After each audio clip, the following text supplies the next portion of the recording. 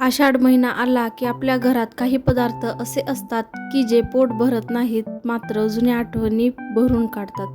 असाच एक आपला पारंपरिक कापण्या आज आपण करणार आहोत. आणि या कापण्या फक्त आषाढातच आवर्जून करतात.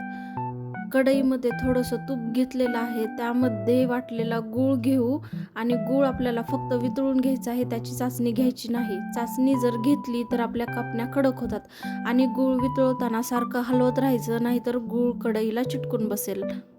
गूळ वितळला आहे. आता आपण गव्हाचं पीठ घेऊ, त्यामध्ये थोडंसं तूप घालून चांगलं ते मिश्रण एकजीव करून घेऊयात.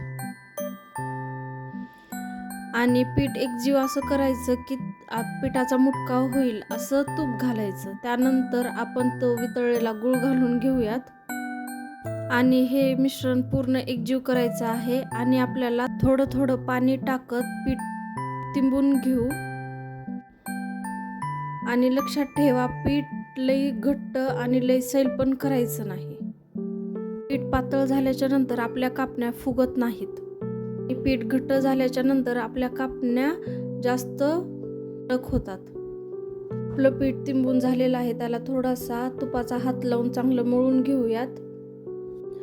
आता आपण पिठाची चपाती लाटून घेऊयात.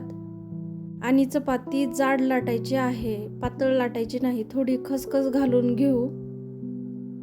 थोडंसं लाटून घ्यायचं आहे, खसखस त्यामध्ये बसून जाईल. आपण आता याचे मस्त त्रिकोणी काप करून घेऊयात. आपण काप करत आहोत तोपर्यंत आपण तेल गरम करायला ठेवलेलं आहे, तोपर्यंत आपलं तेल गरम होऊन जाईल. आपले काप झालेले आहेत, तेल गरम झालेलं आहे, तर आपण तेलात सोडून देऊयात आणि मंद आचेवर ते चांगले खरपूस होईपर्यंत तळत राहूयात. गॅस मीडियम ठेवायचा, मोठा ठेवायचा नाही, कारण की बाहेरून करपतात आणि आतून कच्चे राहतात. आपले काप तयार झालेले आहेत. आपण अक्कीला टेस्ट करायला देऊयात. पुन्हा भेटूयात एक भारी रेसिपी सोबत. थँक्यू.